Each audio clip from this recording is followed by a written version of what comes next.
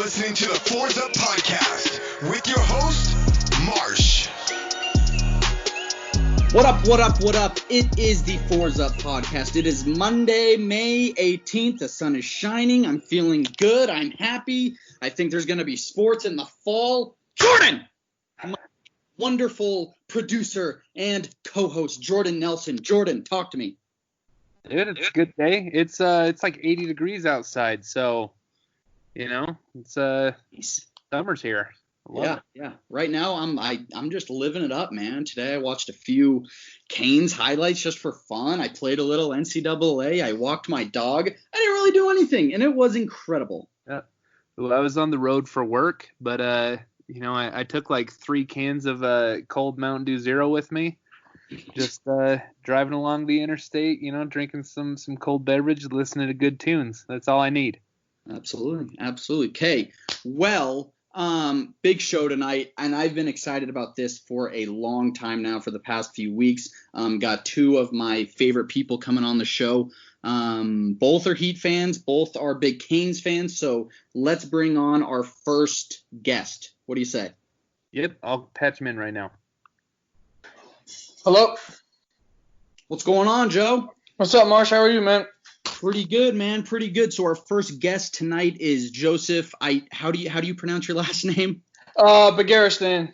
Okay, cool. So Joseph is I'm gonna call you Joe if that's okay. Yeah, that's perfect. Good deal. So Joe is a writer and content producer for the Miami Heat, also a big Canes fan. Thank you so much for coming on the show tonight, man. Of course, man. Thank you for having me. Absolutely. So let's dive right into it. Okay. I'm assuming you grew up in South Florida. Is that correct? That is correct. Yep. I was born in Miami, grew up in Broward County because of Hurricane Andrew that came here in '92. So we moved up a little north. But yeah, so I've grown up. South Florida is everything. That's all I know. So yeah, and I guess we'll get into that. I went to the U for school. But yeah, I went to school there from 2009 to 2013.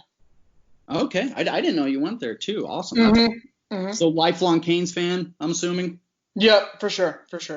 Good deal. So I have a few questions here for you about the Canes. The first one I want to ask is something that Jordan and I were talking about before the show, and I want to get your opinion on this because I clash with Canes fans sometimes, well, a lot of the times, because they think I'm a little too much of a realist, and I'm not, and sometimes I'm a little negative on this team. Do you think that the team's success they've had in the past, do you think that is playing a part in hindering this program to succeed in 2020? It's a loaded question because I just think that I'll put it this way. It's too hard. I feel like it's not fair to the current teams to compare them to, let's say, those 80s teams, early 90s teams as well. Not so because the landscape of college football was so different back then, and I feel like now a lot of other programs and a lot of other programs not only have they like grown to promise, but they've also kind of caught up to kind of like the recruiting and just everything. It's just like teams like, Alabama, which were kind of down during those times, and just other traditional powerhouses kind of got back, and recruiting has changed in a way. So I think it's unfair. The landscape of college football is just very different. So in a way, I guess you could say it is hindering it, but I think it's mainly because it's kind of just not fair to. It's like to compare for those teams, those teams. So this is Jordan here, but it's nice to meet you, Joe. Likewise. Yeah. So I want to piggyback off what you're saying, and I agree with both points. I agree that the landscape of college football is different, and so it's really hard to compare. But one thing I do want to point to is, so just purely speaking, recent Miami football history. Okay. There was something that happened last offseason with Manny Diaz, right when he, became the coach, and then it went into the season that is like the perfect microcosm. It was the most Miami thing that I can think of in relation to recent program history. And that was how flashy he was in the offseason. He's having the wrestling practice thing. He's showing up on the boat. He's crashing, or on the yacht. He's crashing the Florida State coaching parties. Mm-hmm. And then there was no substance. It was a 6-7 season. Yeah. Where our starting quarterback, it was just an absolute mess. He ended up transferring after the season. We just had locker room problems. There's, drug problems in the quarterback room. It was just a complete mess. And honestly, that's a microcosm of what we've been seeing since the Larry Coker era. Where it's kids come in and they're all style and no substance. And so in that way, I do think our program's history is negatively affecting, the current team, just because I think it's easy to see the style that was present with those 80s and 90s and early 2000s teams. The unsportsmanlike conduct penalties for dancing and gloating and taunting. Right. All the celebrations and stuff, but you don't see the work that was put in after. The only reason we know about that is because Michael Irvin tells us about it, or, so in that way, I do think it's kind of hurt us because, I think these kids just expect that when you're at Miami, like that will, the on the field stuff will take care of itself, and it really hasn't. Right. I do see what you mean now in that regard. I think the funny thing is back in the 80s and stuff, they were doing all those taunting penalties because they were up by like 20-something, 30-something, and they could have, like, what's a 15-yard penalty? Like, who cares, Whereas now it's like, games are, for the most part, unless you're playing like Central Michigan or something, or even those aren't even given anymore. But, but yeah, what I'm saying? Like, it's like, I do see what you're saying. Like, a lot of the kind of like the other stuff is glorified and they don't know. I do feel like I've seen a lot of videos that the school puts out. They put out a lot of stuff about like the hard work and the stuff that they do behind the scenes. But in terms of the first thing people think of, they're going to think of the flashiness, like just running over teams like it's nothing, almost like, hey, we're going to do it anyway.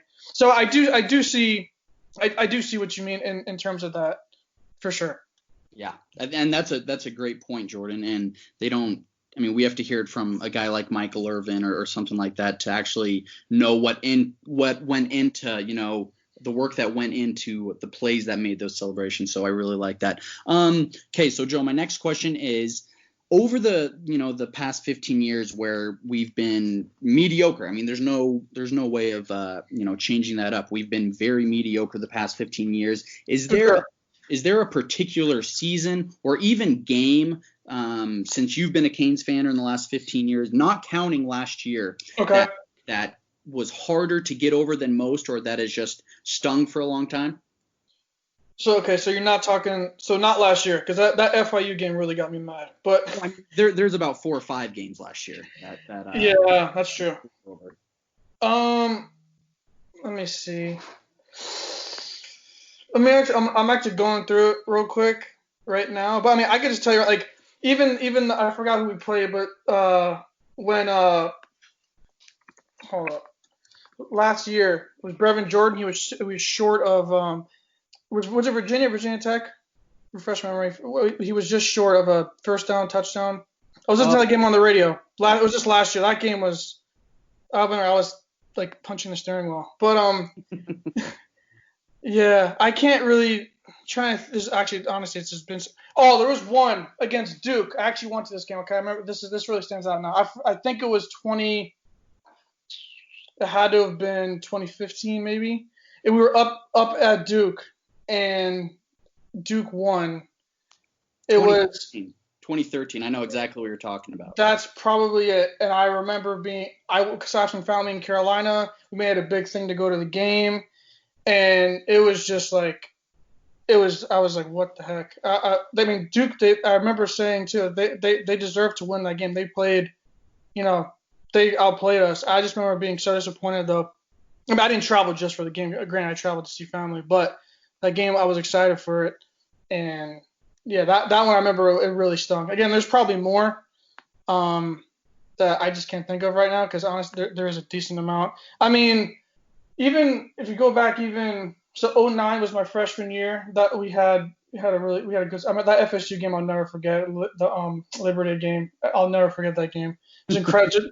Just some Jacory talk. That's what started his. That's what started his. That year, that article you wrote. That 4 or 5 game run was incredible. Oklahoma. I remember that was the most packed game I'd been to as a student. In my 4 years there, that game was, even including FSU games, we played Ohio State, I believe, a couple years after that. But that game was the craziest for sure, just because the place was rocking, and there was so much hype behind that team, and we won. Sam Bradford was out. I remember it was Landry Jones, I believe. Mm-hmm. Yeah, that game was incredible. But yeah, that was a tangent, but.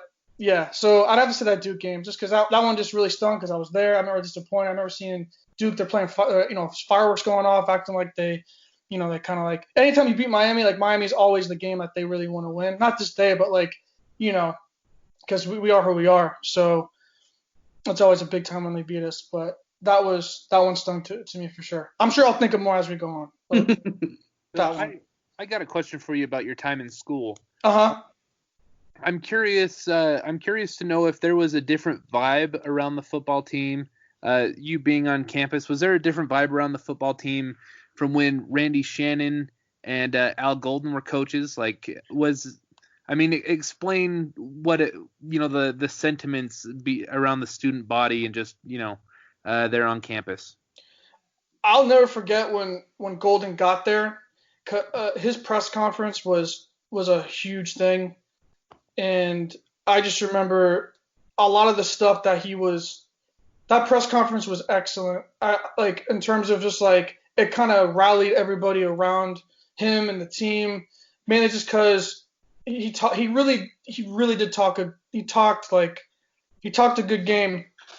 I guess is the way I could put it. I mean, he had his flaws, D'Onofrio was probably the main problem, For sure. And maybe the scheme wasn't really the read and react scheme probably wasn't the best to go with. But I just remember him coming on. It was just like a kind of like breath of fresh air kind of feel around the team, around the campus. But then that rapidly changed as the